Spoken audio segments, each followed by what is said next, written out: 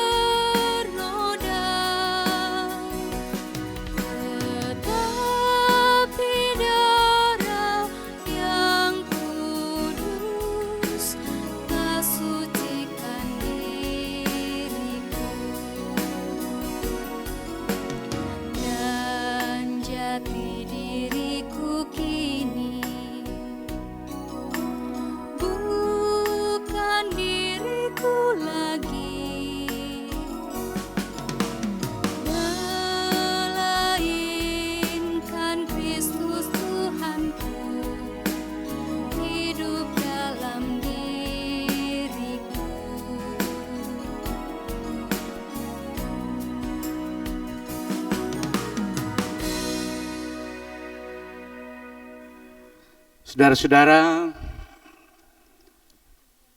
mari kita berdoa sebelum kita membaca dan mendengarkan firman Tuhan.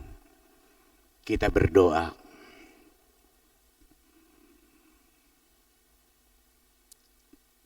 Tuhan, Engkau adalah Allah yang terus berkarya dalam kehidupan kami umat manusia. Kasih-Mu tidak pernah berubah dari kemarin, hari ini, dan yang akan datang. Dalam menjalani hidup di tengah-tengah dunia ini, khususnya di masa-masa COVID-19 ini, kami selalu merasakan bagaimana kasih Allah terus merangkul dan menuntun kehidupan kami hingga pada saat ini. Kami rindu bersama malam ini disapa oleh firman Tuhan. Roh Kudus, tolong kami semua dan terutama hamba-Mu yang Engkau pakai malam ini menjadi alat pemberitaan firman-Mu. Biar firman yang kami dengar malam ini ada pesan-pesan yang dapat kami tangkap, yang menguatkan iman percaya kami untuk menjalani kehidupan karunia Tuhan selanjutnya. Ampunkan salah dan dosa kami, dengarkan doa kami. Kami berdoa di dalam nama Yesus Tuhan kami. Amin. Saya mengajak kita untuk membuka bagian firman Tuhan dari kitab Injil Yohanes pasal 5 ayat 1 hingga ayat yang ke-18. Oleh Lembaga Alkitab Indonesia memberi judul Penyembuhan pada hari Sabat di kolam Bethesda. Sesudah itu ada hari raya orang Yahudi dan Yesus berangkat ke Yerusalem. Di Yerusalem dekat pintu gerbang domba ada sebuah kolam yang dalam bahasa Ibrani disebut Bethesda. Ada 5 serambinya dan di serambi-serambi itu berbaring sejumlah besar orang sakit, orang-orang buta, orang-orang timpang, dan orang-orang lumpuh yang menantikan goncangan air kolam itu. Sebab sewaktu-waktu turun malaikat Tuhan ke kolam itu dan menggoncangkan air itu. Barang siapa yang terdahulu masuk ke dalamnya sesudah goncangan air itu menjadi sembuh, apapun juga penyakitnya. Di situ ada seorang yang sudah 38 tahun lamanya sakit. Ketika Yesus melihat orang itu berbaring di situ, dan karena ia tahu bahwa ia telah lama dalam keadaan itu, berkatalah ia kepadanya, "Maukah engkau sembuh?" Jawab orang sakit itu kepadanya, "Tuhan, tidak ada orang yang menurunkan aku ke dalam kolam itu apabila airnya mulai goncang, dan sementara aku menuju ke kolam itu, orang lain sudah turun mendahului aku." Kata Yesus kepadanya, "Bangunlah, angkatlah tilammu dan berjalanlah." Dan pada saat itu juga sembuhlah orang itu, lalu ia mengambil tilamnya dan berjalan. Tetapi hari itu hari Sabat. Karena itu orang-orang Yahudi berkata kepada orang yang baru sembuh itu, "Hari ini hari Sabat dan tidak boleh engkau memikul tilammu." Akan tetapi ia menjawab mereka, "Orang yang telah menyembuhkan aku, dia yang mengatakan kepadaku, 'Angkatlah tilammu dan berjalanlah.'" Mereka bertanya kepadanya, "Siapakah orang itu yang berkata kepadamu, 'Angkatlah tilammu dan berjalanlah'?" Tetapi orang yang baru sembuh itu tidak tahu siapa orang itu, sebab Yesus telah menghilang ke tengah-tengah orang banyak di tempat itu. Kemudian Yesus bertemu dengan dia dalam bait Allah, lalu berkata kepadanya, "Engkau telah sembuh, jangan berbuat dosa lagi, supaya padamu jangan terjadi yang lebih buruk." Orang itu keluar lalu menceritakan kepada orang-orang Yahudi bahwa Yesuslah yang telah menyembuhkan dia. Dan karena itu orang-orang Yahudi berusaha menganiaya Yesus karena ia melakukan hal-hal itu pada hari Sabat. Tetapi ia berkata kepada mereka, "Bapakku bekerja sampai sekarang, maka aku pun bekerja juga." Sebab itu orang-orang Yahudi lebih berusaha lagi untuk membunuhnya. Bukan saja karena ia meniadakan hari Sabat, tetapi juga karena ia mengatakan bahwa Allah adalah Bapanya, dan dengan demikian menyamakan dirinya dengan Allah. Demikian jauh bacaan kita adalah orang-orang yang berbahagia Jikalau firman itu kita dengar, kita amalkan dalam kehidupan kita dari hari ke hari. Amin. 18 ayat dari bacaan kita malam ini, kita akan renungkan dalam satu pokok. Tidak ada yang tidak mungkin bagi Tuhan. Saudara-saudara yang sama-sama dikasihi dan diberkati Tuhan, pertanyaan penting atas perikop pembacaan kita adalah, apa yang Yohanes mau sampaikan kepada kita lewat cerita bacaan ini sehingga sebegitu detailnya ia menceritakan tidak hanya penyakit orang lumpuh itu, tetapi di mana dia berada, berapa lama ia sakit, dan seterusnya.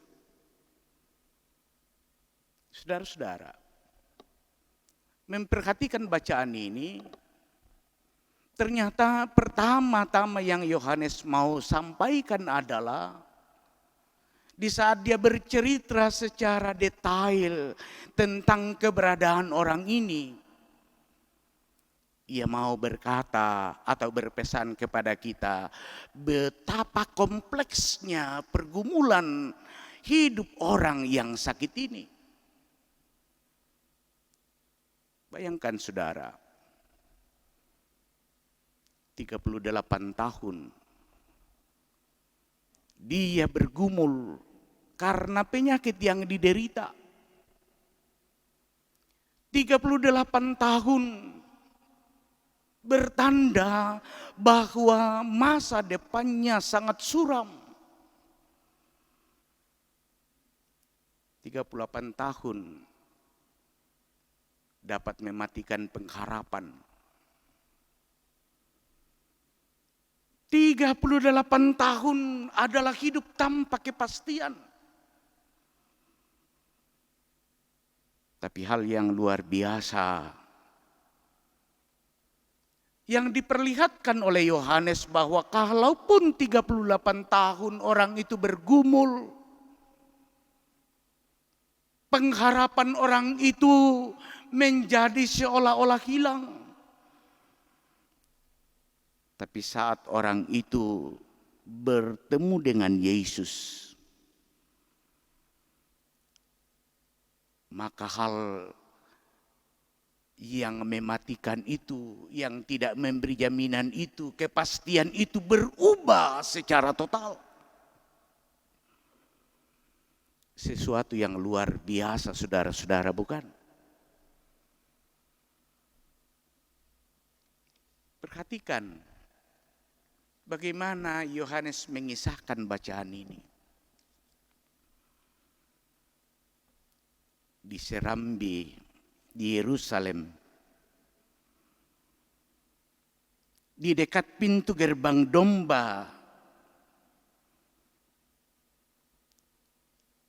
di kolam Bethesda,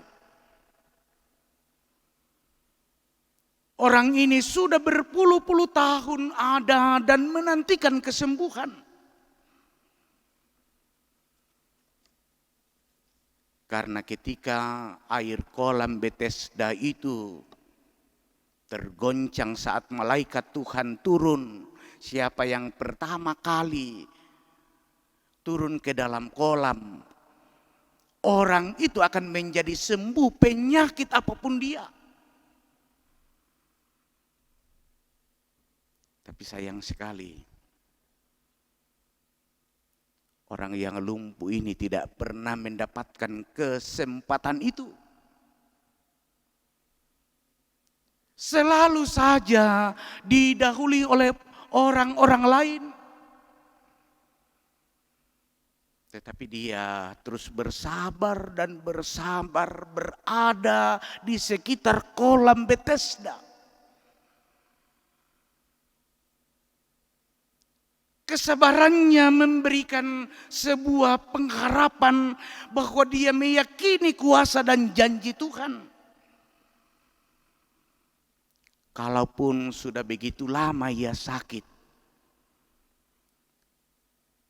ia tetap bertahan, berada di sekitar Bethesda, karena dia percaya saatnya dia akan memperoleh kesempatan itu.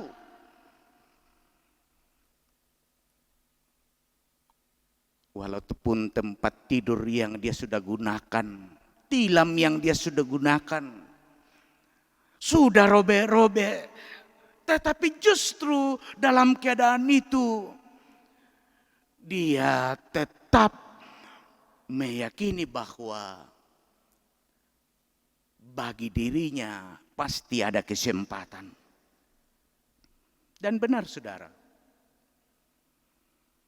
ketika Yesus datang dan menjumpainya, menegurnya, menyapanya, bertanya kepadanya,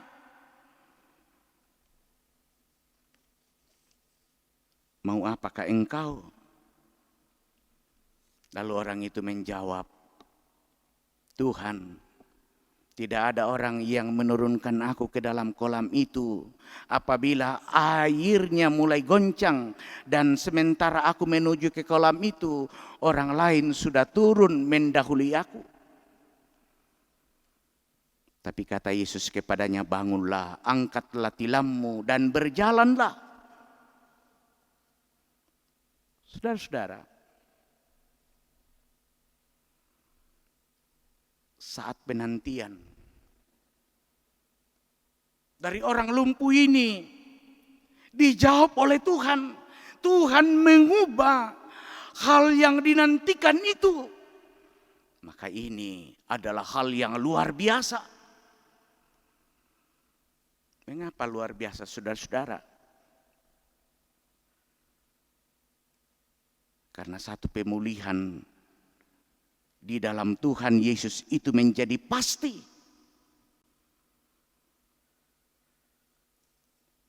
Tuhan memberikan kepastian kepadanya. Bangunlah, angkatlah tilammu dan berjalanlah.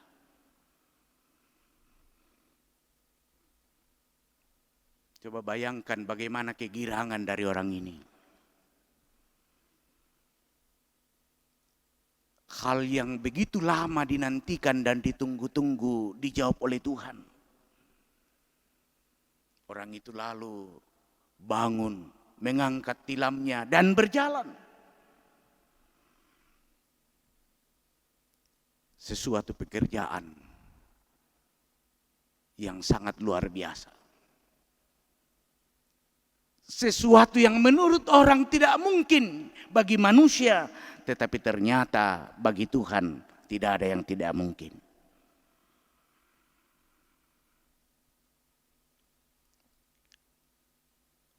Kita selaku umat Allah dan masyarakat di tengah bangsa dan negara kita ini,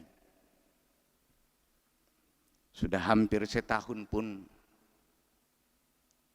kita menantikan hal yang sama seperti yang dinantikan oleh orang lumpuh di kolam Bethesda. Terus-menerus kita berdoa, sekiranya Tuhan memulihkan bangsa kita, memulihkan dunia ini.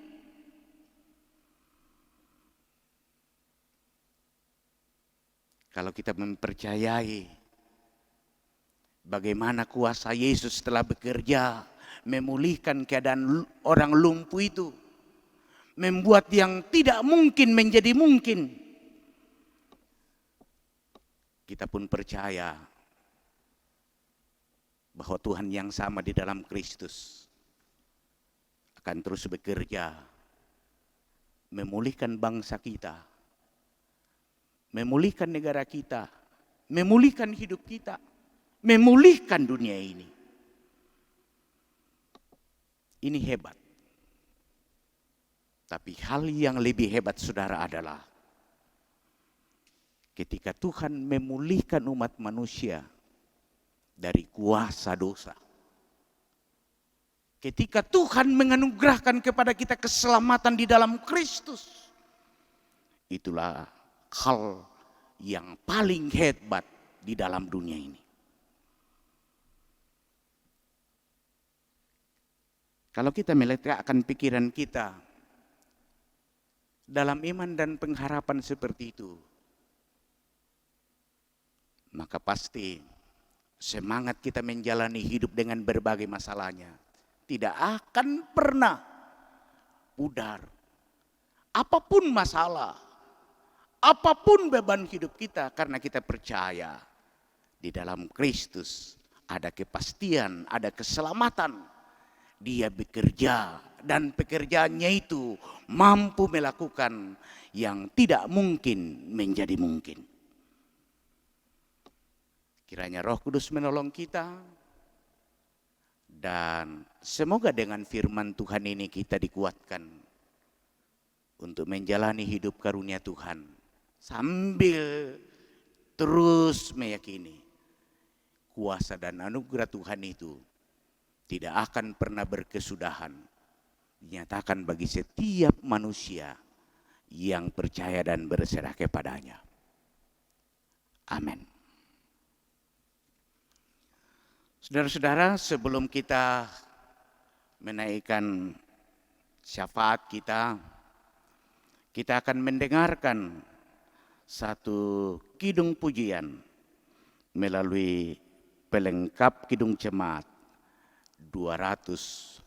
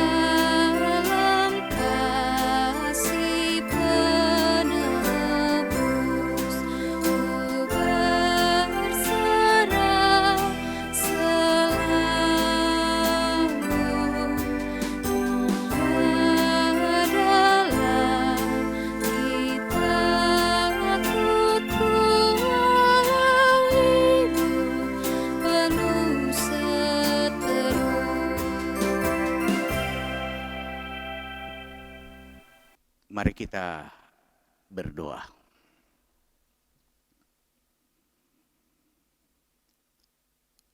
Tuhan, kami percaya bahwa tidak ada kuasa yang menandingi kuasa-Mu. Bagimu tidak ada yang tidak mungkin. Karena Engkau adalah Allah yang penuh kuasa, penuh kasih, dan juga yang mengasihi setiap kami, orang-orang yang berserah diri. Terima kasih untuk firman-Mu yang sudah kami dengar malam ini. Kiranya menjadi bahagian hidup kami, mengokohkan iman dan pengharapan kami, menjalani hidup karunia Tuhan dengan berbagai masalahnya. khususnya dalam kami menghadapi pandemi COVID-19. Yakinkan kami, Engkau kuasa dan kuasamu tidak terbatas. Tilik semua umatmu di mana saja berada,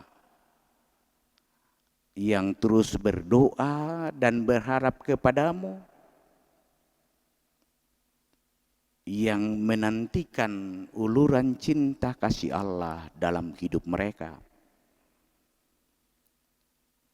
Baik yang sakit, yang berduka cita, ataupun beban-beban hidup lainnya.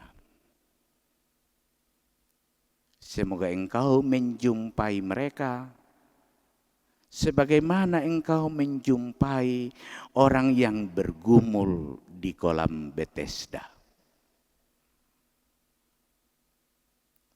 Berkati gereja Tuhan dimanapun berada, khususnya gereja-gereja Tuhan dalam lingkup pelayanan wilayah 4 Gereja Toraja.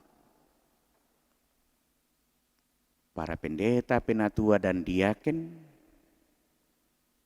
pengurus organisasi intragerejawi dan seluruh warga jemaat. Kiranya semangat persekutuan, pelayanan dan kesaksian kami tidak akan pernah pudar kalaupun kami sedang diperhadapkan dengan virus COVID-19 ini. Kalau umatmu ada yang menikmati sukacita, entah itu karena pertambahan usia ataupun berkat-berkat Tuhan lainnya, mohon Engkau menyempurnakannya. Semoga itu akan semakin menjadi motivasi dan semangat untuk bersaksi, melayani, dan bersekutu. Berkati pemerintah kami dalam upaya memutus mata rantai penyebaran COVID-19 ini. Upaya-upaya yang dilakukan kiranya diberkati oleh Tuhan, sehingga sungguh-sungguh Tuhan, saatnya virus COVID-19 ini dapat diminimalisasi penyebarannya di tengah bangsa dan negara kami. Bapa, ini doa kami. Dengarkan, sempurnakan. Kami berdoa di dalam nama Yesus, Tuhan dan Juru Selamat kami. Amin. Terima kasih Bapak Ibu Saudara-saudara. Saya berdoa semoga Bapak Ibu Saudara-saudara senantiasa dipelihara, diberkati Tuhan dalam hidup rumah tangga, pekerjaan, usaha, dan perjuangan-perjuangan. Kami Badan Pekerja Sinode Wilayah 4 Gereja Toraja terus berdoa Bapak Ibu berada dalam kasih dan pemeliharaan Tuhan. Terima kasih, selamat malam.